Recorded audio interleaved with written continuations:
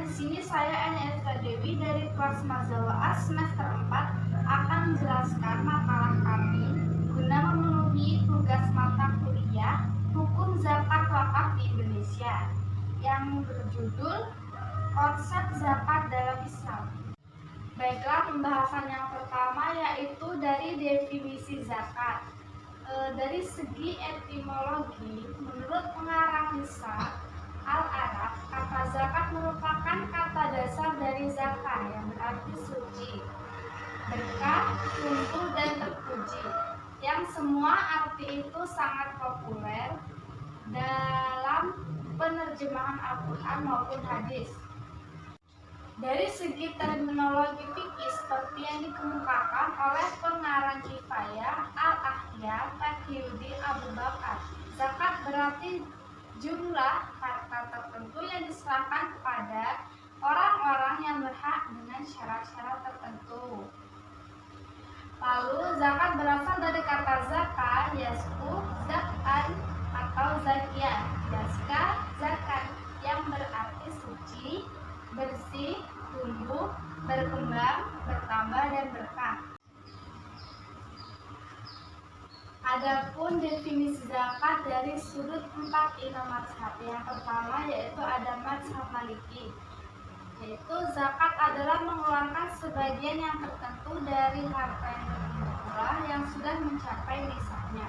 Yang kedua ada mazhab Hanafi, berpandangan bahwa zakat adalah menjadikan kadar tertentu dari harta tertentu pula sebagai hak milik yang sudah ditentukan oleh pembuat syariat semata-mata karena Allah Subhanahu wa Ta'ala. Yang ketiga adalah mazhab Syafi'i, yaitu zakat adalah nama untuk kadar yang dikeluarkan dari harta atau benda dengan syarat-syarat tertentu.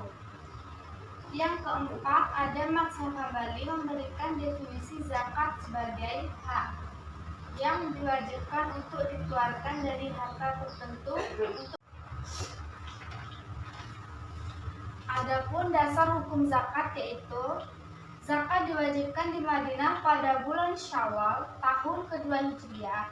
Kewajiban ini terjadi setelah kewajiban puasa Ramadan dan zakat fitrah. Dalam Al-Quran, zakat digandengkan dengan kata syarat sebanyak 82 tempat. Hal ini menunjukkan bahwa keduanya memiliki keterkaitan yang sangat erat.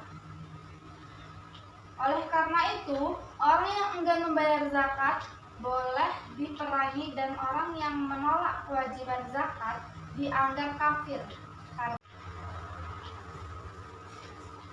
Adapun hukum dari zakat adalah aini, dalam arti kewajiban yang ditetapkan untuk diri pribadi dan tidak mungkin dibebankan pada orang lain. Adapun dasar-dasar hukum zakat diantaranya adalah Al-Quran.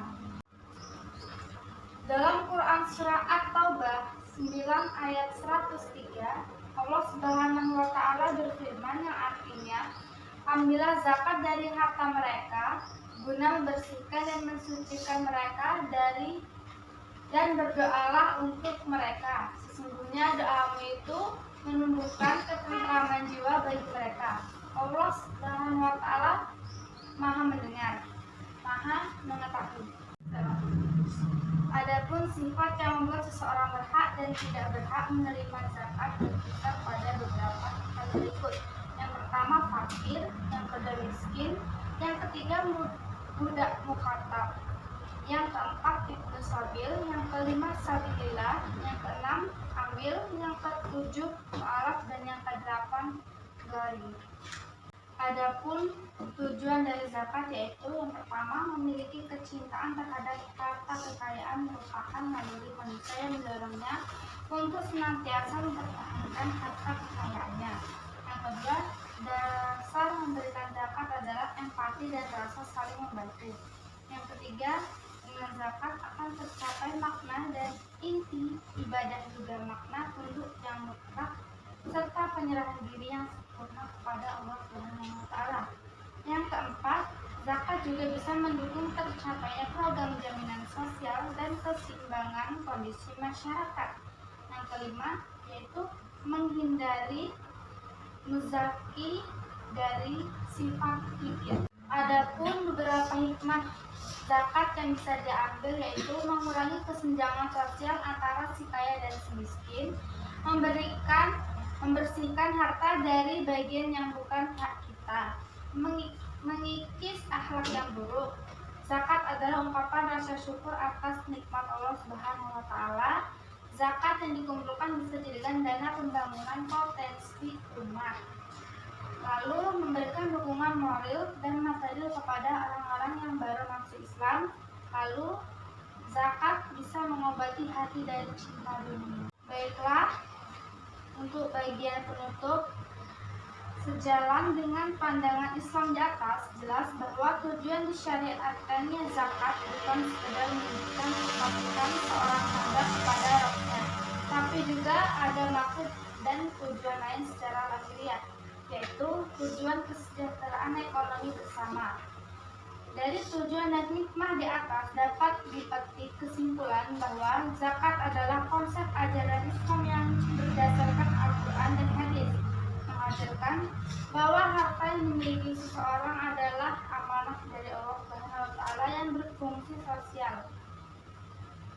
Dengan demikian, jelaslah bahwa secara langsung Al-Quran dan hadis berperan serta terhadap pemecahan problem ekonomi umat dengan mensyariatkan kewajiban zakat. Baiklah, sampai di sini